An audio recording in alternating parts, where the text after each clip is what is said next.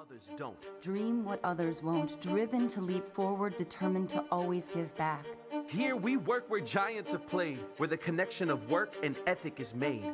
A diverse community possessed with a passion To know and grow and go and show the world we are prepared to change it. Here we ask what must be done, for in doing we learn and earn success. and you can get there from here. DePaul University, here we do. We're different here. We don't just get up for another day. We rise. We don't just work. We endeavor. We're women and men, for and with others. We have hope, we believe, and we celebrate. Why are we different? So we can be the difference.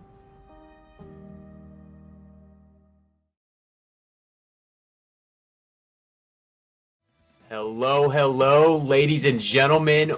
Welcome back to the EGF Super Smash Bros. Series. It is good to be back. I am South Beach, joined by my guy Septilance.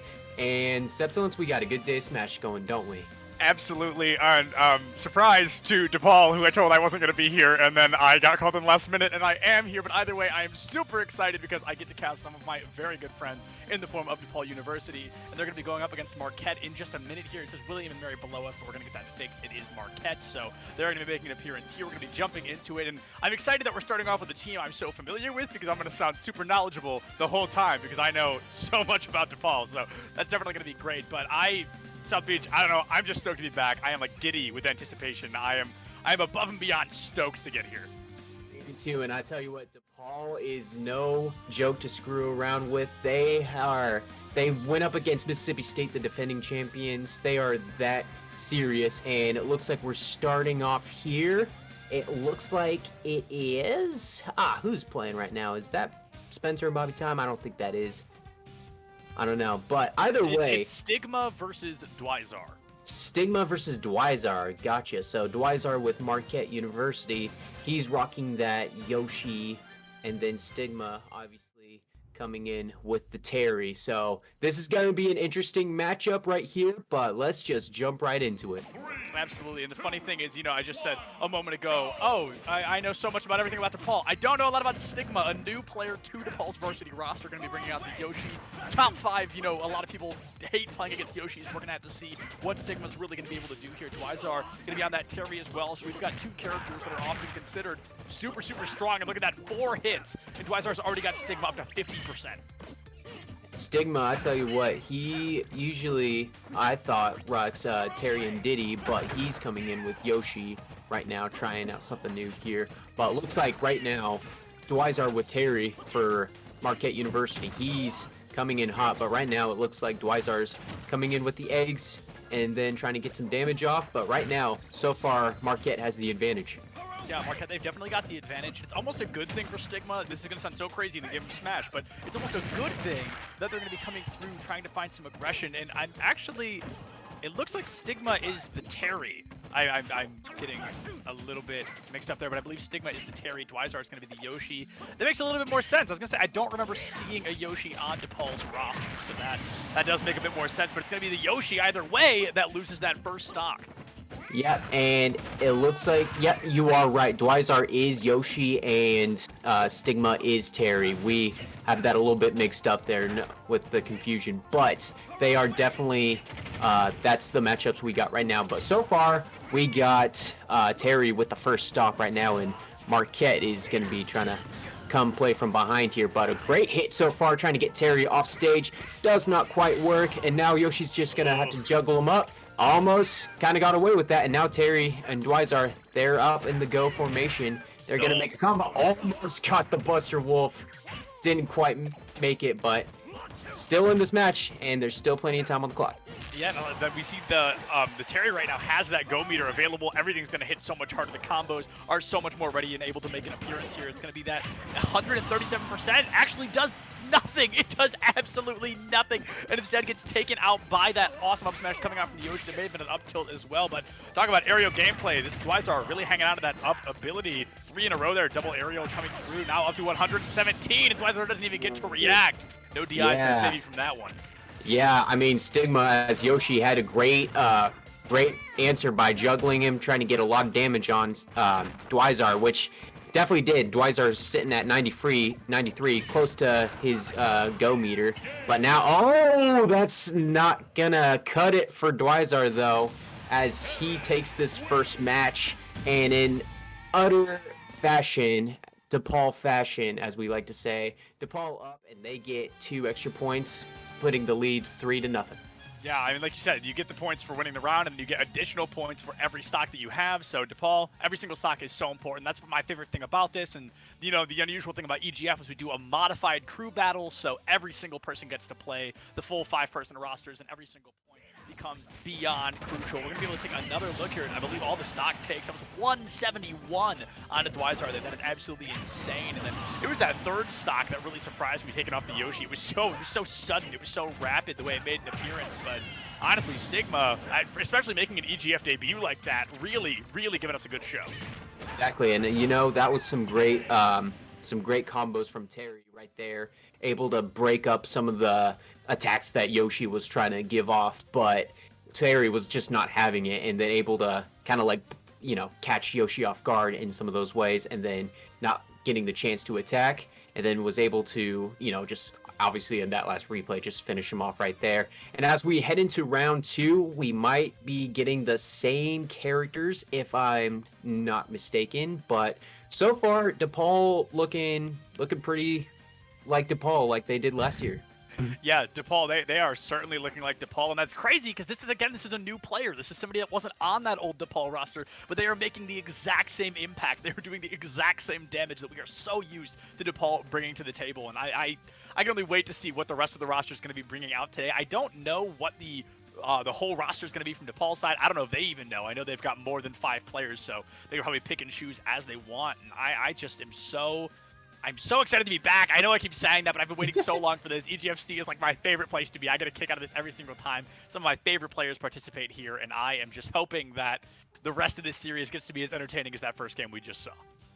And I think we're gonna get that same energy last year. But like you said, Stigma is a new player, which, you know, in week 1 you want to actually get those first year players in, just to, like, you know, feel out the competition. Still early in the season as well. There's 8 weeks, and then you get a semester break, you get Christmas break, then we're back after that to finish off the spring semester. So there's plenty of games to go around for all the new players, and this is just a good chance for DePaul and new guys like Stigma and man, who else is new? I think Icona. I don't know how to say it, but it's Icona, young Link player. From what I've heard, very good. Yeah, I couldn't decide if it was Icona or Icaro. They're very similar names, but yeah, he's new as well. So I'm excited to see all these new players. And DePaul, when I spoke with Matt Beach, their captain, they had their goal. When I asked him what their goals were, he had this to say. He said, "We are the real deal." So I'm excited when someone says that, especially their captain. You better watch out, because they're gonna attack you in all ways, and they got their sights eyes on the big prize. Yeah, and I can personally say that I know these DePaul boys. When they say they're good, like, they know it, they mean it. I have met these guys in person, at least a majority of them. I had the pleasure of hanging out with them at Riptide like 3 weeks ago. I don't know, time is an illusion. Recently, whenever Riptide was, but I have seen these guys in action absolutely tear it up. Some insane players online and offline, and I know a lot of them don't like playing online, so I can't blame them, but either way, I'm super excited to see what's going to be brought back out here. We talked about already the agents, the heroes. I cast too many games.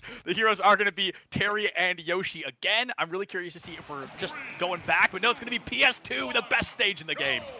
Yeah, PS2 now for round 2, and we'll see if Stigma can keep up the same pace as he did this last time against Dwyzar in this matchup. So far, so good, keeping up some pressure, and Dwyzar is trying to gain the middle ground at that point, but now Stigma just did a little flip into the middle ground, trying to keep him off stage. Still not quite working out. Oh! Spike to emphasize DePaul's dominance, and he only has, what, 38 damage? Already an impressive showing from Stigma. Yeah, don't get me wrong. I mean, that was no Luigi 0 to death, right? But that was certainly a very impressive stock nonetheless. I think it was about 26 seconds off the clock, and Stigma already found one, already looking for another, up to 90% on Dwizar, and we're not even a minute into the round yet. Already lapped in terms of stock. Sigma 85%. 90 is still less percent than Dwizar is on their second stock. So this is so aggressively in favor of Stigma right now. The go meter available as well. I mean, this is in DePaul's favor. Yeah, Dwizar tried to trap him in the egg, but immediately, oh my goodness, immediately, Stigma immediately able to break up whatever combo Dwizar was about to bust out. But right now, it's a very close one. And the buster almost came in, but Dwizar found an answer, took advantage of that brief opening to even out the stocks, but very dangerous at 127%. Yeah, no, that was a great shield there from Dwizar. That was really intelligent. They got just far enough away. They shield just the end lag in the move, and then they took full advantage. I think it was an up smash. Every time I look away, somebody gets a stock. I swear, I look at my other monitor to read one of the notes about these players, and I never get to see actual eliminations coming through. But either way, we're tied up 2-2, and I've got to say, Dwizar currently, what is that, 100 and... Never mind, I can't do math. That's way too hard. I don't know. Anyway, 80-something% difference right now, and it's going to be really important that Dwizar stacks this up, and losing that second stock is going to be crucial because they really need to find this stock on Stigma before they take, I would say, 40% damage, 50% damage. Because if they get to that point before Stigma loses stock 2, I think we can say this is just done.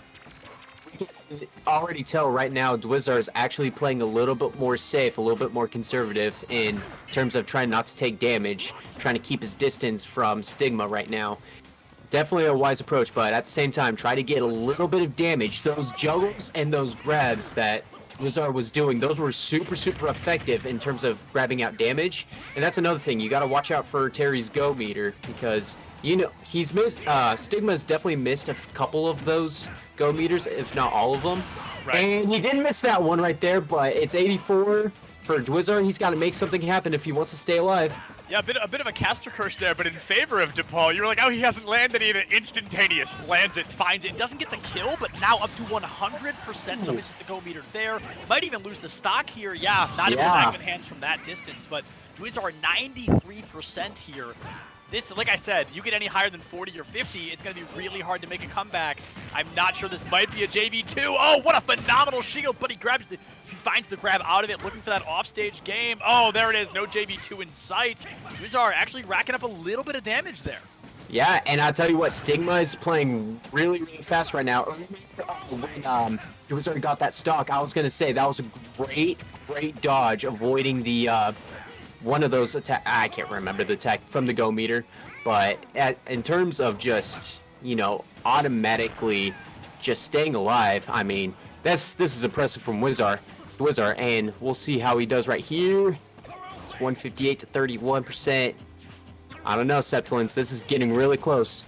It's getting crazy close, but Dwizar here, I feel Yoshi doesn't particularly hit that strong with a lot of the moves. There's a couple, there's that down B, there's the up smash out of shield that we see a lot, and that might happen, but Stigma's at 50%. Yoshi's not going to have a move to kill at 50, right? You're going to have to stack it into something else. Where a Yoshi at 171, like a back throw almost just killed. This Yoshi is on borrowed time, and that time has just run out there. A great up smash, great up air, excuse me, coming out from Stigma. 61% down to the final stock, so you only get one extra point, but you do win the set, and that does put DePaul in the lead after set number 1. Exactly, and I believe this is a best-of-3 series, so I think DePaul takes, or excuse me, Stigma takes this first match for DePaul. So, well done from Stigma here, and let's take a look at some of these replays here. Oh, I mean, the great spike from Stigma, and I mean, one thing from Stigma's game is he's really great at just keeping his offstage game is just impressive. Getting his opponents off stage and then keeping them off stage as well, as we see Dwizar try to do the same thing successfully here. But definitely the offstage game really works. And then a lot of Terry's, I don't see use that up special as much as Stigma did. He definitely used that to, not once, but twice to get a stock remove. So impressive moves from Stigma. And I'll tell you what, that was a great debut we saw from him. Oh my goodness. I mean, I could not agree more. This was... what a powerhouse way. They didn't even open the door. They kicked it down. They full-blown booted it out of the way to give DePaul a great just engagement, a great start, and a phenomenal way to kick off the EGF Smash season. I'm super excited to see what's going to be coming up next from both DePaul and Marquette, but we're going to throw it to a really quick break, and we're going to get that figured out. We're going to get 2 new players in, and we will be right back in just a couple of minutes.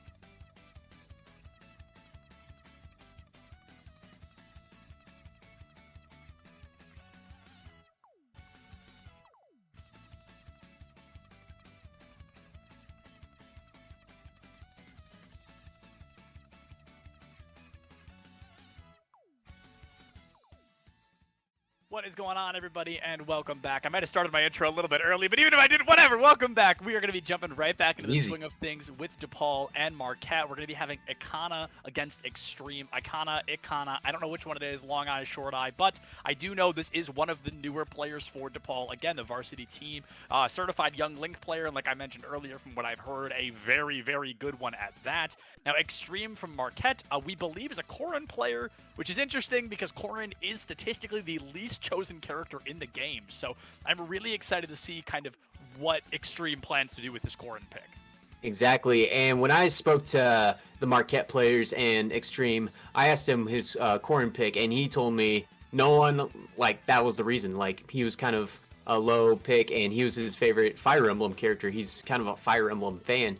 So we're gonna, I believe we'll see some Corrin in, and I'm really curious to see how this goes, because I don't think I've ever seen a Corrin player in my time in EGF. So this is gonna be a fun time to see what we got going on here. Absolutely, and I wish I could find my old spreadsheet, because I can tell you if we've ever seen a Corrin player, but I can't find my spreadsheet from last year, and I'm building a brand new one this year, so I don't have any of that information. Let's see, we're gonna be jumping into it now, though. I thought I went wrong transition. I got my hopes up, and I did just ladies and gentlemen, I did just check my old spreadsheet. I found there were 0 mention. Oh, excuse me, no, there are a couple. So Mediocre from Rider University was one of them. Okay. Oh, just kidding. That's it. So there was one player. There was one Corrin player last year. I must have not commentated on that game, but if I ever commentate on a Rider, then I want to see that again. But we get to see Corrin right now, probably.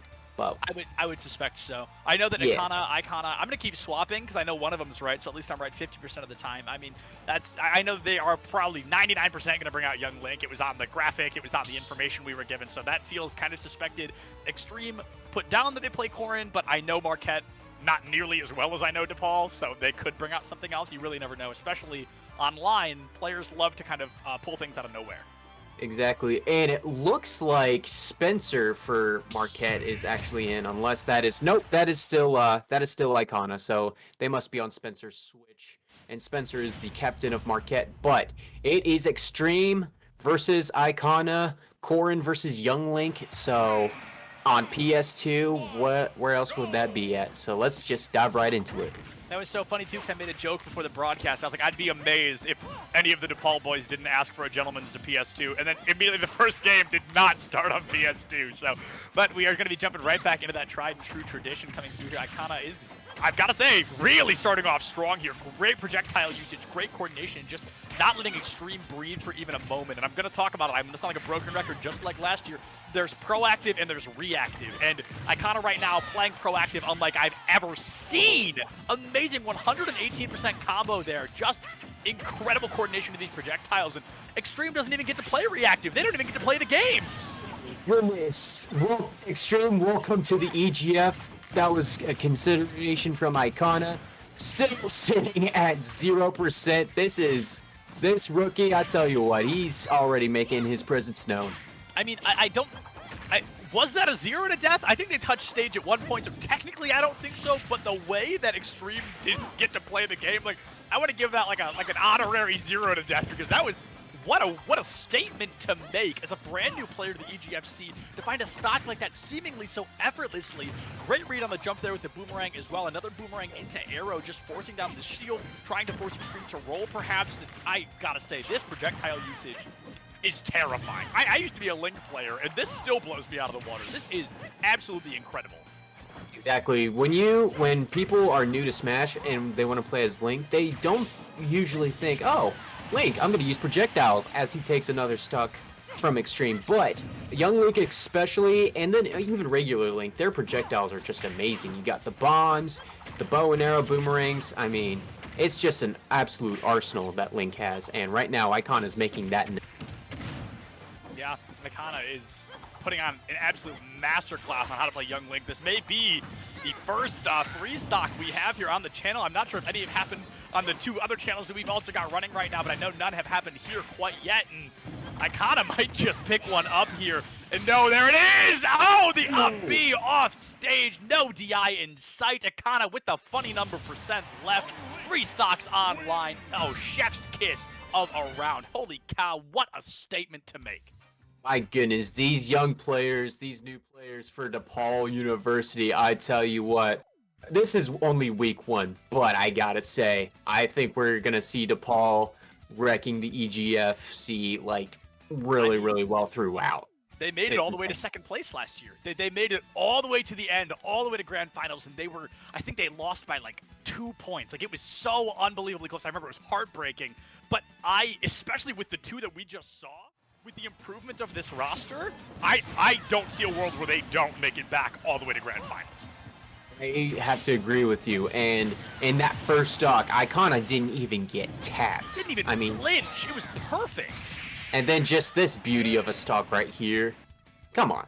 DePaul's going to the grand finals. Too early? Is it too early? I don't think so. No, somebody clip it. I'm putting money on it right now. Somebody clip this. DePaul is going to make it back into the grand finals, and that almost feels like a semblance guarantee. Not because I love these guys. I loved these guys well before I knew they were this insane team. So I would not be the least bit surprised to see them make it back.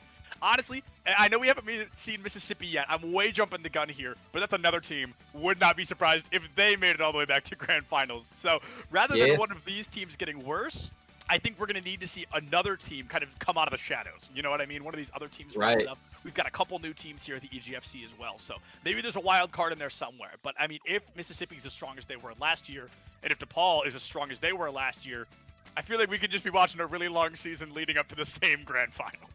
Exactly, and guess what? We're going to be seeing Mississippi State here pretty soon. They're going to go up against Wichita State, so I'm excited to see the defending champs show off what they have, and they still got it, which looks like they do. They're bringing back pretty much everybody that they had last year, so they're insane and ready. I believe they're bringing back everybody last year. I gotta double check that. I gotta fact check myself. But oh yeah, no, it's gonna be. They have some ranked PR players in the state, so I mean, Yosefu's gonna be back for Mississippi State as well. So like, they're bringing almost everybody back. We gotta be ready for Mississippi State. Yeah, Mississippi State. Here's their roster. So, oh wait, no, that's not the right one. Hold on. Let me find it. We got notes this year, but I'm still learning how to maneuver them. Here we go. So the defending champs, of course. I think the crazy thing about Mississippi State is there's 15 of them. That's wild. Like, that is absurd. Yeah. There are some schools in the EGFC that barely have 5, and Mississippi State, they basically have 3 teams. Like you said, Yosefu. There was the ZSS player whose name I can't remember off the top of my head, but I remember them being insanely good. I feel like that team, like you said, if they're bringing back the same kind of momentum, the same players, they're going to be super strong. But DePaul, they're bringing in 2 new players, and they have, I feel like a broken record, they have blown me out of the water here. I'm so impressed with the statement DePaul is making so early on in the season. Exactly. It looks like DePaul's on a revenge tour right now this early. I mean, I can't wait to see the rest of their players. I mean, we probably going to get Bobby Time, Skull Kid, Floral even. I think they're all going to be playing today, so I'm excited to see those guys. But right now, what we're seeing from these new players, Icona, and the guy before, what was his name? It was Stigma. My goodness, I'm going to get to know these guys. We're going to get to know these guys really, really well here, and I'm really excited to see what they got going on. Yeah, I'm stoked, honestly. Like you mentioned already, Floral is, I believe, the 3rd and final new player on the DePaul varsity roster. And like I said, if you're watching, you're like, oh my god, will he shut up about DePaul? I know the most about them, so no, I'm going to share all of the information that I have available. We're going to be jumping right back into the swing of things. Instead, though, this time, it looks like it's going to be Extreme on the Ike. So that is a huge tempo change here, but I think it makes sense because Ike hits like a bus and Young Link is 6 pounds. Exactly. I definitely want to see some weight in there. Now, the dangerous thing, if you're Ike, if you are on the edge, a little bit of recovery, yeah, don't want to be there. So try to play the middle game. Right now, he's at 82 to 16, and there's that edge, and already Icona's taken advantage of that. So we'll see if he recovers. Oh, it's those projectiles that are just insane. Yeah, we missed a combo there. Invincibility frames actually saved it. Whoa, where was the D? Hello? Okay, Extreme's gonna die to an up smash, I guess. That was quite surprising, but we missed a combo earlier where Extreme grabbed ledge and got invincibility frames. Had they not, I think they would have been hit by a bomb and choked the recovery and died. So we almost saw a very quick stock there in favor of Icona, but then we saw one anyway, already almost lapping Extreme. And I think the difference here is we talked about Ike being so heavy, Young Link being so light. Ike is also slow. Like, he is very slow moving with what he does. So this is going to be really interesting to see what Extreme does to engage. They've got to spice up the recovery options because standing up off of ledge, I mean, Icona's really taking advantage of that.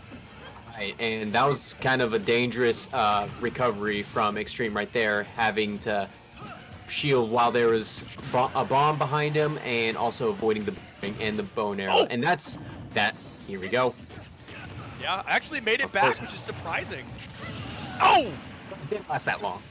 Yeah, wasn't that surprising considering we got about 6 more seconds of content there before Icona. If Icona doubled 3 stocks, I mean, that's going to be wild. That's going to be absolutely insane. If they go without losing a single stock in this set, that is going to give DePaul an insane lead for the rest of this matchup. Like, possibly one that can't be beaten. Icona, he's sticking to a really good combo. It's bow and arrow, boomerang, repeat. Bow and arrow, boomerang, repeat. And then if Extreme gets close, throws in a little sword combos. Try to dodge that. You got to take advantage of the speed he's got over Ike. I mean, we're going to see something really special out of this kid. Yeah, I think... Oh! My goodness. that was pretty special. Would you say so? I have to agree, dude. That was certainly special. Wow. I mean, I mentioned at the beginning, I was like, I heard Icona is good. And a friend of mine messaged me and said, he's not just good, he's great. And you're right. You're absolutely right. That was, like, I'm almost speechless. And if you know me, that does not happen often. That is absolutely amazing that Icona just steamrolled that matchup. Extreme on that first stock was at 130%, so that would have been well above. It is kind of a rare kill percentage if you're in the middle stage maybe Ike's up. a little lighter than I thought he was. I think Yeah, that's what it is. I mean, he's he's not like Bowser thick or anything like that, but definitely you can get some damage off him. But the slowness is what gets it off too. Sometimes it's like, you're pretty slow, so you think you would be pretty heavy and not killable, but it looks like Icona was proving that wrong to all of us right there.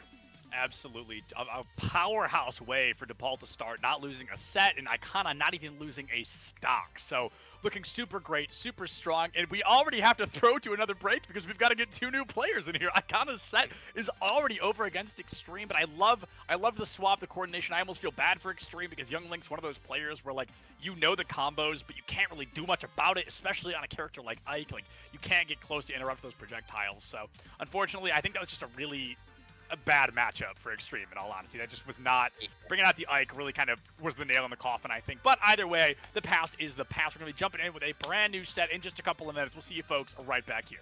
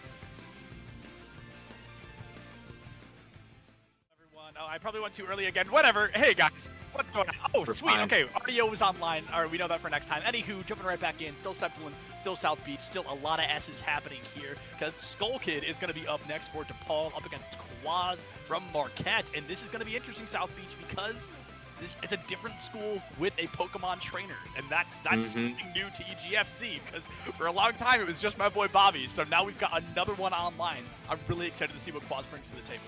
Right. We know Bobby Time and his Pokemon trainer, and I'll tell you what, that's definitely a Pokemon trainer you don't want to mess with. And there's Quaz right now, and then there's Skull Kid with Ness. Now the thing is, Ness has some pretty nasty projectiles too. And I mean, we saw some nasty projectiles last round. That PK Fire, it's right there. It's nothing to mess with. Yeah, Skull Kid gonna get juked out a little bit. A great swap from Quaz, the Ivysaur rotation, but PK Fire into forward air. We're seeing that a lot already. I love the PK Fire into grab as well, into up throw. And I almost wish Dara was here with us, but I know she wasn't able to make it today. She loves Ness. I don't think I've seen her play anything else ever, so I'm sure she'd be stoked to see Skull Kid absolutely tearing it up right now. Has Quaz at 100%. The yo-yo! Immediately putting Quaz in the ground, bringing out the Charizard, immediately not using those iframes to swap back to Squirtle, as a lot of PTs usually do. Quaz has got to learn plants cannot beat fire. It's actually the other way around. Fire just incinerates any plant. So maybe Charizard could do something here in terms of Skull Kid, but right now Skull Kid's looking like he has not lost a step and is still the same Skull Kid as he was last season. Yeah, and I said this off stream. I'm not positive, but I know that Skull Kid dropped very few, if any, series last year in EGFC with a very strong contender, very often, and able to find that second stock already, still at 0%. So only has to find one more to just continue to help DePaul's lead grow.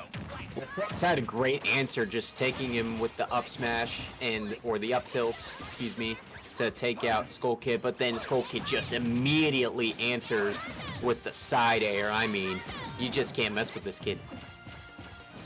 Yeah, I mean, this is going to be interesting. The PK Thunder, I like that using it as a getaway move after you didn't find anybody to hit. That was part of the end lag, didn't catch out Skull Kid, didn't have to take any extra damage. Quaz already up to 118, 135. The DI is in their favor here, but the yo-yo on ledge. Oh, the possible two-frame. No, it doesn't catch it quite yet, but grab into back throw.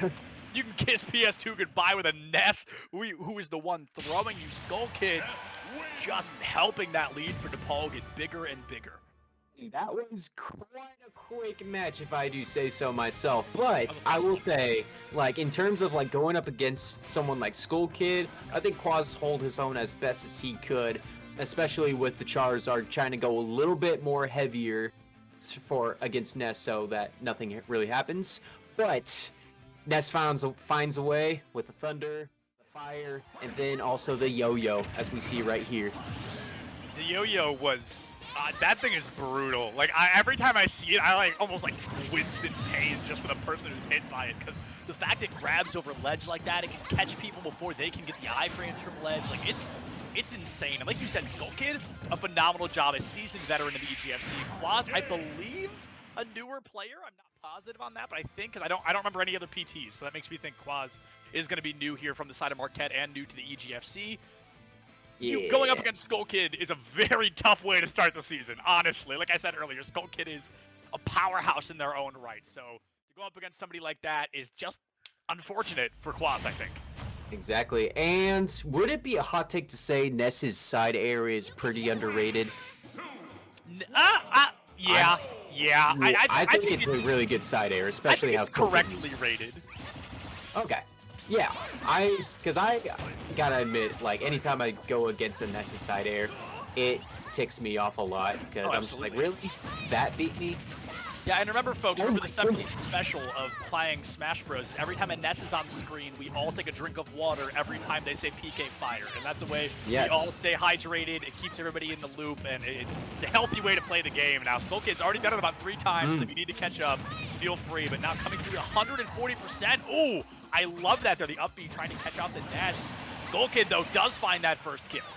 Exactly, and I'll tell you what, if you guys had nickels for any time a Ness shot a PK Fire, I tell you what, I wouldn't have to be casting for anything like that.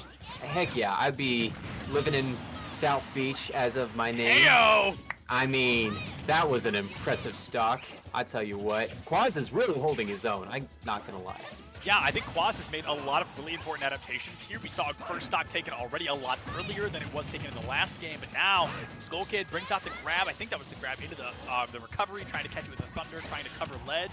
Probably just trying to scare Quaz into not recovering and falling. We've seen that happen quite a few times. A great shield into grab, goes for the up air, but not able to find it. That would have done a lot of damage on the Skull Kid. Doesn't find it, unfortunately. An up air of his own coming out, not able to find it, turns into back air twice. They both do not connect. Ivysaur just a little bit further away, but the third one is the charm. Picks up Ivysaur. Like you said earlier, South Beach, fire is going to be super effective against that grass. Quaz once again swapping out of the Charizard, just most likely because he's heavy, trying to make sure you can live a little bit longer with these stocks. And wow, what a way to even up the fight. Right there, and I was gonna say earlier, Yo-Yo would also beat up a plant really well, but then the Charizard comes in with the side air. Tell you what, giving a little bit back of what Skull Kid did with his side air, and then that was an impressive way. Only 79% Skull Kid had on that smash, so that was an impressive win. So now Quaz has got to try to even this up real quick here. Yeah, and it looks like Quaz is really able to do that double up air, goes for the triple, doesn't land at Skull Kid. This is the closest we've seen to DePaul losing a set yet. Got to be super careful trying to find the damage. Gets him off stage, goes for the up air, the up special, excuse me. Oh, no way! The short hop back air almost finds it. The Yo-Yo, they have done it! Quaz can't recover! Oh! Skull Kid! Oh, Chef's Kiss got to 70% and turned it up to 11 there, keeping DePaul in the lead. Marquette still with 0 points on the board. And I gotta say, if you're Marquette, that has to be kind of a heartbreaking loss right there. Getting Skull Kid to 1 stock, that is a really hard feat to do. That's so impressive. Give Quaz his props. He stuck in it, and he stuck through that match a lot. And I mean, with his switches through Ivysaur and Charizard, using Charizard as a little bit of a heavy so he can stay in the match a little bit longer, that helped. And then also with the source of Ivysaur, we saw a little bit of range, and with the binds to grab as well. That was really impressive. But at the same time, Skull Kid, what can you do against him? He's pretty tough to beat. Yeah, no doubt about that. And I've got to say, Quaz shows great promise as a Pokemon trainer. Now, nobody's ever going to replace Bobby in my heart. I think we all know that. Bobby Time is my end-all, be-all favorite PT player. But Quaz, just what a great way to start the season. You lose the set, but like you said, you get Skull Kid down to final stock, almost final hit. That is a Herculean task, to say the least. That was just insane. Super huge kudos to Quaz there, because that, like I said earlier, starting against Skull Kid, what an awful way to start the season, but really bringing it super, super close. And I also do have to add, I do believe it is statistically impossible for Marquette to win the series now. I think DePaul has already won it, but in EGF fashion, we are going to play out the entirety of it. And there is one way Marquette does this. The remaining players from Marquette both have to 6 stock. They can't lose a single stock. The second they do, it is officially over. So, you know, that's going to be tough, but I never want to count anybody out quite yet. We'll see you folks right back here in just a couple of minutes with 2 brand new players.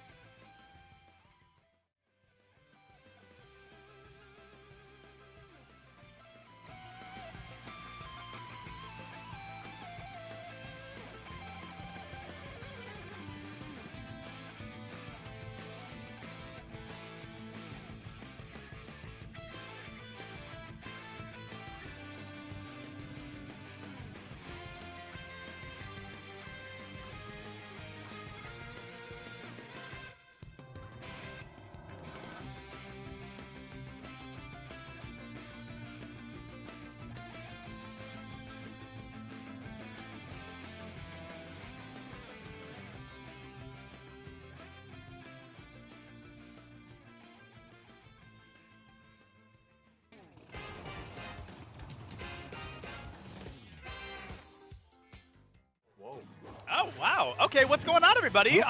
Welcome back. We're just jumping right back into the swing of things. We've got 2 players at the ready. The names will be updated in just a moment.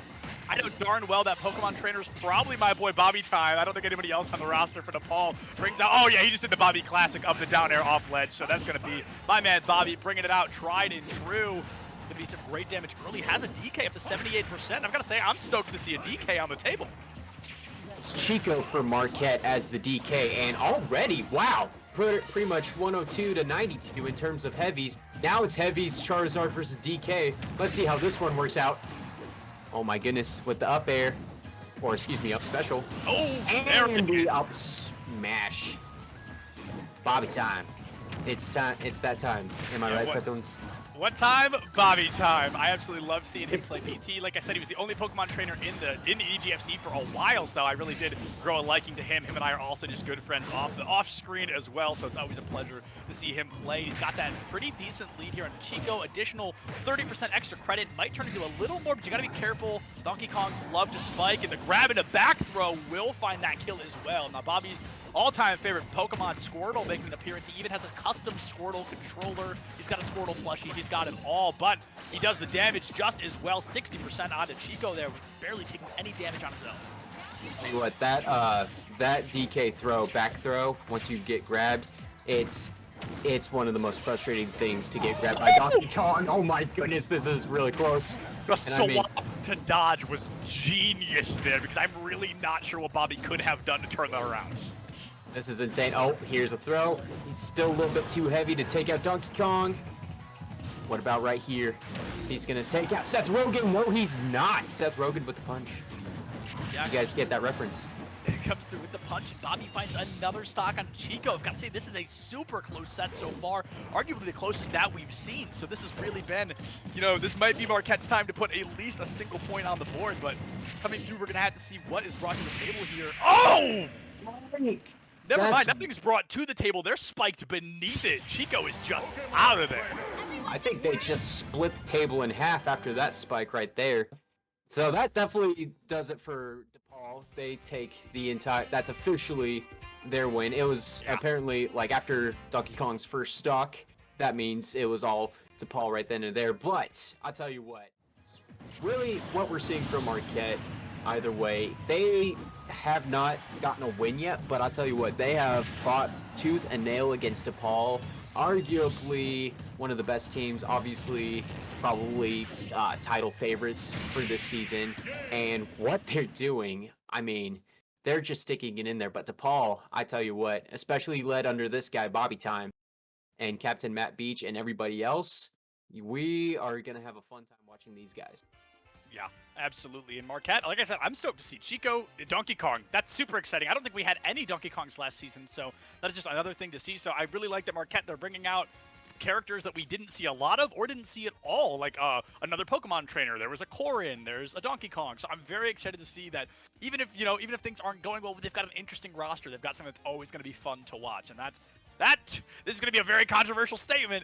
That to me is more important as a caster than anything, is just to have those entertaining matchups. If everybody's playing Rob, we'd all lose our minds. So I'm very excited to see that Marquette does have these, I don't want to call them niche, I think they are good picks, but these definitely more uncommon choices. Right, and usually uncommonality is usually a really good tool against their opponents, because, you know, you're not really familiar, you're not really going up against these characters in a lot of tournaments, so this is like, you gotta kind of switch up your approach a little bit. But what we're seeing from DePaul, they're pretty comfortable with whatever characters they're going up against. It doesn't, they could be playing the most least playable character. I mean, they have with Corrin, and they've handled it pretty well. Yeah, we did see a Corrin who, if I'm not mistaken, is like statistically the least chosen character in the game. So that was a really interesting thing from Marquette. Donkey Kong, I'm pretty sure offline his picks are way higher, so to see one online, that might be totally wrong. I don't know, but I know that Donkey Kong isn't a super common character. Going to be going for a classic there, grab into up throw, into up air, but does not quite find it. Bobby drifts off to the side. Going to be able to find it 120% already onto Chico. Bobby up to 90, but grabbing the back throw. Not quite able to kill. Ivysaur heavy enough to survive. Great ledge grab goes. Oh, that down air would have been wild, but the iframes do keep Ivysaur alive. Here comes that back throw again, but I believe Bobby broke out of that. Yeah, I was about, it does look like he broke out of that, and then able to make him pay after that attack. So, I mean, it looked like Chico had him right there, and he didn't, I don't know if he had to go all the way out to the ledge to throw out Ivysaur. I think he was light enough and good enough kill percentage, just like that, to even it up. Doesn't matter, it was 0-0.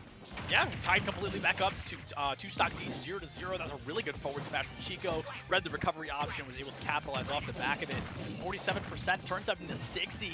Bobby notorious for just stacking these insane Squirtle combos just like this. Still not to take a lick of damage. Has Chico up to 90%.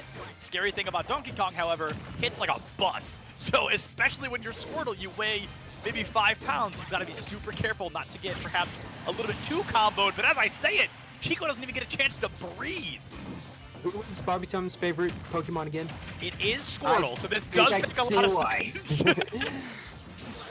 Yeah, able to just do a lot of damage on Donkey Kong right there with Squirtle. Squirtle's definitely kind of like one of those characters where you could just deal out a bunch of damage because literally any move he makes is a hit. Kind of almost similar to like Sonic, not exactly though, don't get me wrong, I'm not comparing the two, but definitely can hit like whenever moves you have, like in terms of just like basic punches and all that.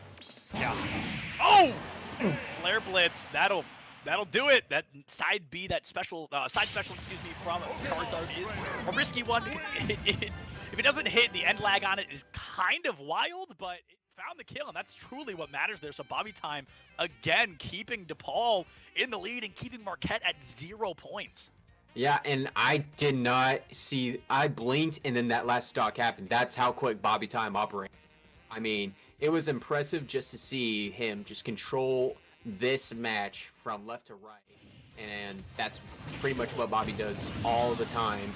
And that's what we saw from him last season. And we're definitely, it looks like we got a lot of signs and signals saying he's going to do the same this season.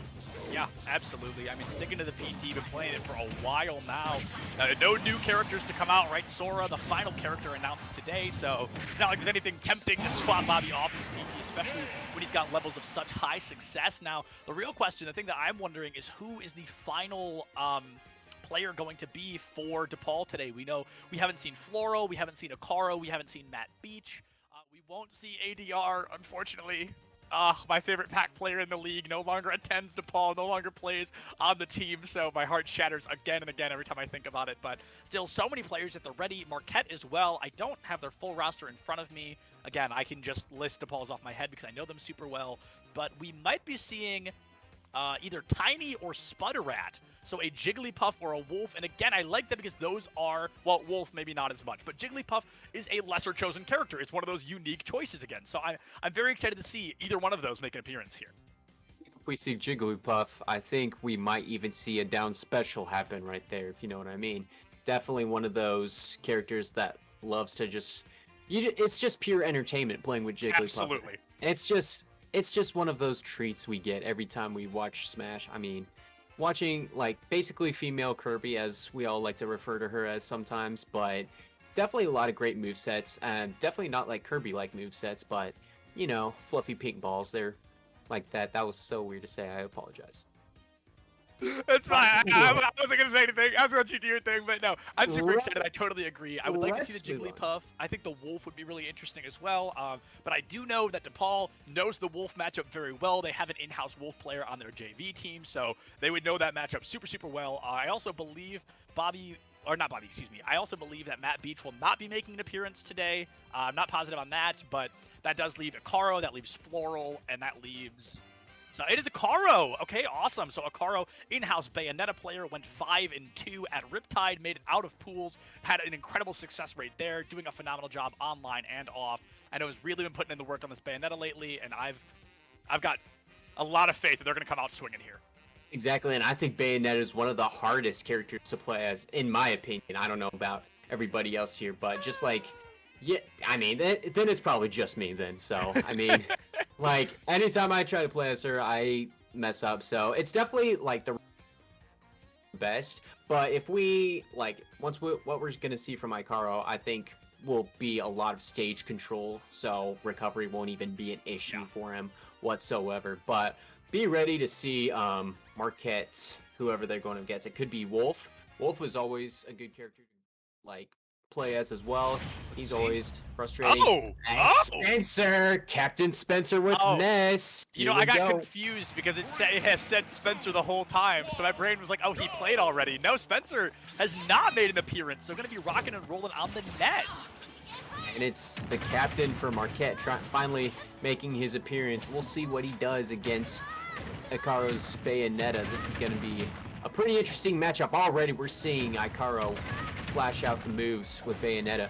Yeah, so I talked about this with the Wolf matchup, right? I talked about how they knew the Wolf matchup already. We have to assume DePaul knows the Nest matchup like the back of their hands. They've got Skull Kid on the roster, so they have to know this matchup super well. We see that already with Ikaru, tearing it up 100% onto this Nest, but you've got to be careful not to get side special into forward smash into grab into back throw, because that's...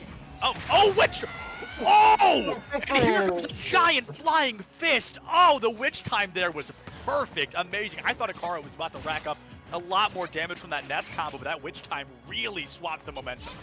I think, you know, if you're taking all that damage, I think that's a good time to bring out that counter, the Witch time, as you say. Yeah. I mean, that could have been timed perfectly, and I think Spencer's going to learn from that mistake right here.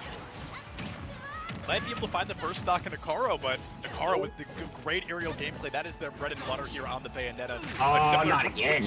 Into another giant flying fist. Just the damage has been done. I can't call that the funny fist anymore, because that's Kazuya owns the funny fist now. Relying perhaps a little bit too much on the fist. Oh my into back goodness. throw from Spencer, keeps the momentum rolling here, ties things back up in terms of stock, but Spencer already almost at 100%. I know, that was definitely not the best damage. He could have taken less damage there, but good double dodge away from Bayonetta and then getting behind in stock. But he still has a little bit of a height to even out the match, but it looks like Spencer's holding his own as best as he can.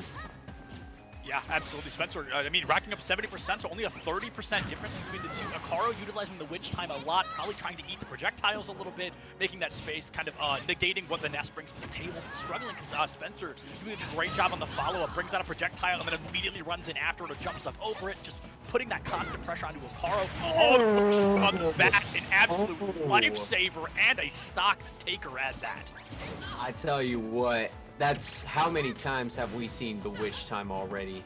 I think, yeah, Spencer's got to figure out a way. He had a great double dodge, and I think he was trying, like earlier, he might be trying to bait the Witch time and then use that method to get behind Bayonetta. So we need to see more of that to be executed. But right now, Ikaru's not letting that happen. That was close. That was super close. Ikaru looking for the spike in the boot, but unfortunately not able to land it yet. 110%, caught off stage, but as a Bayonetta, who cares? You spend 90% of the match in the air anyway, so it's really not going to be changing the momentum in the slightest. Ooh, a bit of a fastball, though, able to make it back. That was a little scary, however, makes it back straight into a yo-yo. Now 77% versus 0. Final stock online. Is this Marquette's final chance to put some points on the board? They need to get a point and get a dub at least to feel a little bit good about themselves, which, I mean, they should either way. They've played very, very well against a top 2, top 3 team. Maybe top 1, depending on who you ask. Top 1 says Ikaru. Yeah. My wow. goodness. Wow. I know nobody can see me, but my jaw just full blown like oh man, that wasn't even that crazy, but that was so unexpected that I really didn't think that stock was gonna be taken, and Ikaru found it, just walked away with it and won that first map. Now we have to see, do they win the second one? Is this just gonna be DePaul walking away with literally all of the points? And I do want to point out that I made that comment about PS2 at the beginning, right? And then I was like, oh, okay, they're not starting with it. Every other player from DePaul started with PS2. Everybody but Stigma started on PS2, and Stigma went to PS2 second. So Pokemon Stadium, certainly a map favorite here for DePaul. Exactly, and I think Stigma was just like, you know, we're gonna play on PS2 anyway, so let's just whatever map works. Hey, look at that stock, just skipped off the ground and then up in the air. How often do you see that? Yeah, this was incredibly close from Spencer here. I've got to say, probably one of the closest that we've seen from Marquette so far. Especially, I feel like the further we've gotten into Marquette's roster, the closer these matchups have gotten, and that's probably intentional. You know, they've probably got Spencer last because Spencer's probably the anchor. They want to kind of clean up the extra points if they're able to. And that would definitely make sense that they kind of improve as we move forward and we kind of move deeper into the series. Now, Spencer, I don't think plays anything else, at least in the notes, just Ness. So there's the possibility that the Ness comes back out. I don't think I've ever seen Ikaru play anything else, so I assume the Bayonetta's going to come back out. The difference, though, is going to be the stage, of course. Do you think there's any stages that can kind of give Ness an advantage? I mean, we saw, who was it? The last one with Ness. I was gonna say Yoshi's Island, but it looks like Battlefield's gonna be it. I mean, Yoshi Island is a pretty good stage for Ness, but right now we're on just plain simple Battlefield against these two characters right here, and this will either be the last match unless Spencer can extend this series to a game 3, but we will find out. Yeah, and Spencer got super close last time. I mean, that was definitely very close, but Bayonetta, she can combo into absolute oblivion. However, Spencer has that momentum. Already has a car up to 90%. Great use of the iframes, getting back up over the ledge without getting PK pros there. Great back air as well, 103 to 60. And Spencer, I have to say, doing a much better job just zoning, finding the engagement and not letting Ikaro get too close, because when Ikaro gets close, you pretty much can just put your controller down for the next 5 to 10 seconds. Exactly, we're already seeing better damage control, almost a stock, just not quite able to throw Ikaro all the way off the stage. But Spencer's damage control hit rate is a little bit better, but definitely well at kill percentage. So got to be a little bit careful here if you're Spencer. Ooh, great job there. More aggressive. Yeah, momentum early, got more aggressive. Zoning a lot better as well, I have to say. Ikaro racking up that damage, up over 104, and that's going to recover onto ledge. I love the use of the recovery there, and a great witch time as well, but gets knocked out of it. So a lot of back and forth moves here. Spencer really trying to avoid the witch time and definitely zoning themselves out more to make sure that they're able to do that. Yeah, Spencer's very good at learning from first game and adjusting for second games. We've seen him do that plenty of times, and it looks like he's done it again right here. Already has a really better game plan than he did the last game, so we'll see if it pays off in this round. Yeah, I mean, already at least 60% extra credit onto Ikaro, right? Spencer, 170. I feel like you do not see a Ness at 170 very often. Ikaro really struggling to find those kill confirms. Taking a lot of damage in the process, grabbing a back throw, racks up 25% more damage. Spencer right now really looking good to take this match. A lot faster, a lot of dodges, and a little caster's curse right there to even out the series. But still, nonetheless, he's got a 75% difference. Now it's a little bit more, so he still has the advantage in terms of, you know, health and all that, and movesets. Yeah, absolutely. Has the advantage in terms of health, like you said. Ikaro trying to zone out. However, Ness, very floaty, plenty of jumps, great recovery as well. Ikaro gonna miss that. Has to give up ledge as well, because right back in goes for center stage control. The witch time into up air, or up smash, excuse me. Not able to find the kill, however. Got kind of the weak hit off the back of that. Yeah, didn't quite get the right hitbox or the right angle to get the kill with that little uppercut we saw, but either way, Spencer got a little bit saved right there, and he gets a stock as a little bit of bonus. Yeah, now Bayonetta, kind of one of her weaker spots. Her grabs aren't victorious, and what? Goodness. All right, well. What happened? A down air, a spike, and like, what was that, like 35%? Ikaro just falls a little bit too low, and that's all it took. You were too close to the blast zone. That was like what we said about Spencer. Man, he just learns how to game plan. He learns very well from his second match. So now we might see Marquette get a set win now with Spencer. I mean, he's arguably one of the best the best player for Marquette. He is the captain after all. And after seeing this Ness beat up Bayonetta the way he did after the first match, we're gonna get a pretty good game 3 here. Yeah, and this is our first game 3. This is the first time that we've seen Marquette win today. So they've got the 1 point, I believe, under their belt, maybe 2. I don't remember how many stocks Spencer had at the end there, but they've got a couple of points. That's going to be great moving forward. Just like you said earlier, you put something on the board, you find a little bit of momentum, so you know there's proper room to improve. And Ikaro really did die at 34%. That is, I mean, Spencer hit the sweet spot of absolute sweet spots to make that happen. Started off with 16 and then ended up at 34. That is, you know, that really never happens. And Ness is a relatively light character too. So despite that low, at that low percent, that's pretty impressive. And you have to like get really below the stage too in order to make that happen. So props to Spencer right there, getting 2 points for Marquette. Not a total sweep. So we're not going to be getting any brooms out of this. So gotta keep the brooms in, ladies and gentlemen. We got game 3 coming up soon, as we get all these stage spikes. Is it gonna be PS2?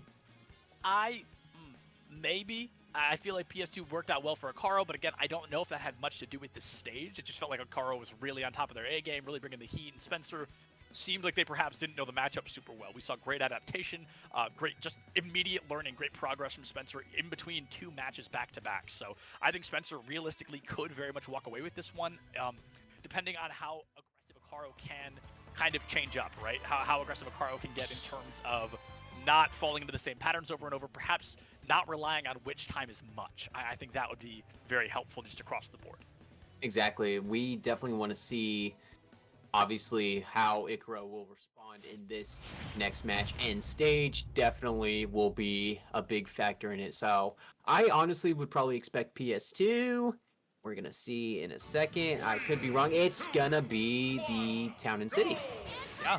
TNC here is going to be very interesting. I think a good choice. I think great platform utilization can really come out for Akaro here, but I feel Ness can maybe not utilize them in the same way, but still utilize them in terms of getting away from the opponent, maybe interrupting combos a little bit, and a very intelligent use of the recovery, not once, but twice, catching Akaro out both times. Akaro goes to the immediate down smash, trying to find the kill off ledge, but Spencer was able to get around it, already has Akaro up to 91%.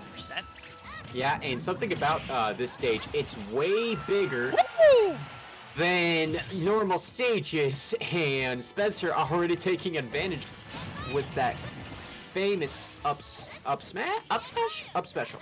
One of the two. It was a stock. It was a stock. He has the lead. Let's just leave it at that. Bayonetta almost responded right there. Yeah, the up something, you know, it went up. That's all we really need to know. I mean, it's absolutely just looking attack. Yeah, looking super strong here. Spencer able to find already 60 additional percent onto Akaro, so really coming in aggressive.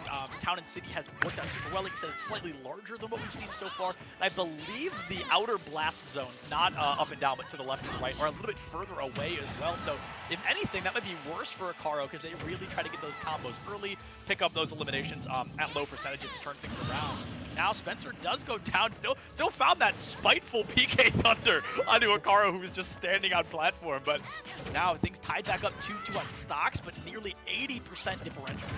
Yeah, Spencer knew he couldn't recover from that, so he might as well just get a little bit of extra damage, which is always pretty good. That would, you know, that's gonna help in the long run, especially right here.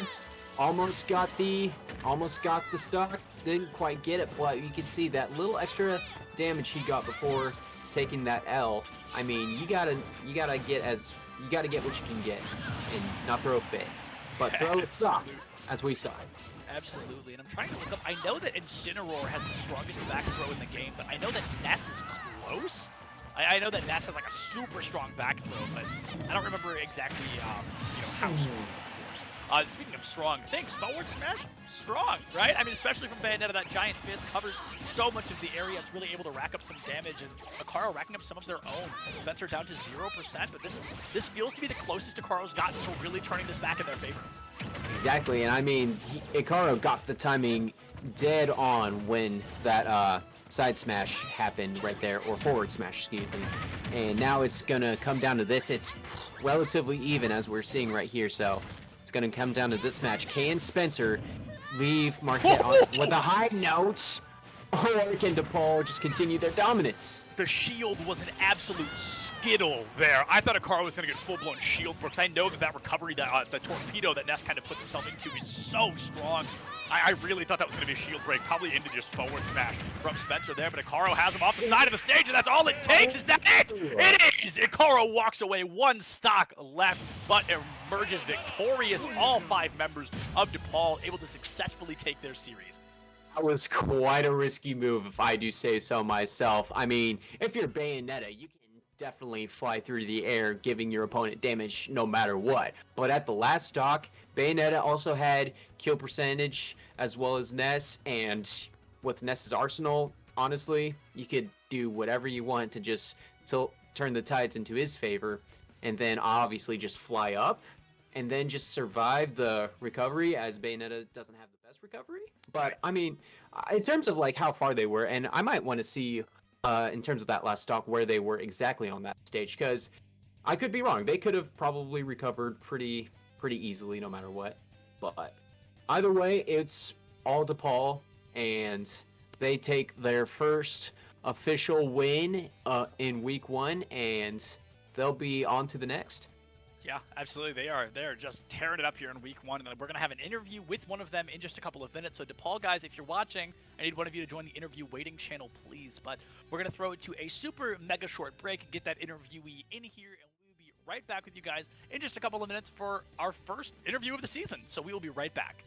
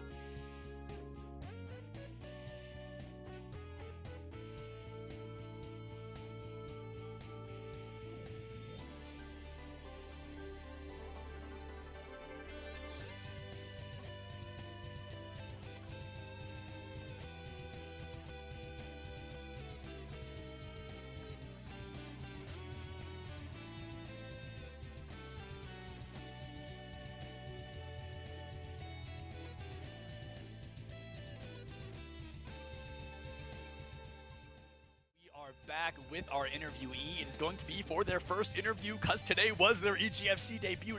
The Akana, the powerhouse young Link player. How are you feeling, my friend? I'm feeling pretty great. I was a little nervous going into the first set because this is my first EGF set ever. So I was a little nervous thinking that my movement would be off, but fortunately everything worked out. I can confidently say the nerves did not show through. The only person that did not drop a single stock. Absolutely impressive showing. So my general question, this, like you said, you're new to the EGFC. DePaul made it super far, and what do you think? Kind of such a powerful win. What was it, 26-2? What do you think that kind of means for you guys for the rest of the season? I think the best thing about that is I feel like I can trust my team. That even if I falter or mess up, I can trust my team, and they can pull back losses that, maybe I would doubt. Like I would get like anxiety and think like, oh, maybe they can't pull it back, and I have to try harder. But I can trust my team, and I think that's the best part of it. Yeah, exactly. Yeah, I mean, as we saw, like your team is pretty trustworthy and pretty reliable. I mean, you pretty much get the sweep in this set, but really, this is your first year in the EGF. Just really in general, first impressions so far after your first game. How do you feel after your first win? I'm excited for the challenges to come. I think when the competition starts ramping up, I want to be ready for it. Every set's a good chance to learn. Awesome. And then I think that was pretty much all I actually had to ask. Septilence, you got anything else? Perfect. Yeah. So the last question, I always love to ask all the players this. Just while we've got you on the mic, because we usually talk to somebody new every week, so I try to get all you guys in here. But is there anybody you want to thank or anybody you want to kind of give a shout out to while everybody's watching? The rest of the Smash team for helping me improve, especially with all the offline tournaments we've had recently, giving me the space to practice offline, which I normally don't have access to back at home. And yeah, that's about it. Mainly they are the huge help with being able to give me this performance. Yeah, absolutely. I mean, the work has shown, my friend. You guys really came out strong. You had a great performance, and all the DePaul guys watching, I love each and every one of you guys. Great work today, Marquette.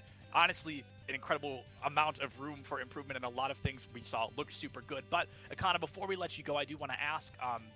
Or no, I didn't want to ask anything. I wanted to say, tell the rest of your team a huge congratulations, and we're really excited to see what you guys do for the rest of the season. Thank you. Yeah, thank you. Thank you. And there we go. That's how I meant to end the interview. I don't know what just happened to my brain there, but either way, we're going to be jumping back in just a couple of minutes. Oh, can I say one thing? Oh, please, yes, Yes. go for it. Bobby Time says hi. Oh, Bobby! What up, man? I love you. You're gonna make me blush on stream. Stop it. What's up, Septons? I love you so much. Oh, I love you so much, Bobby. Hire Great job Septons. today. You're a great job. I love you, man. Okay, Oh, bye-bye. thank you. I love you. Okay, bye. Okay, and we're going to throw it to a super short break. I know there was a slight schedule conflict, so I don't know if our next game is happening. Okay, we're getting info from Prod right now. It's probably going to be a bit of a longer break, but we do have more action for you guys in just a little while, so stick around, and we will be back in just a little while. Still Septilence and South Beach, and we'll see you folks soon.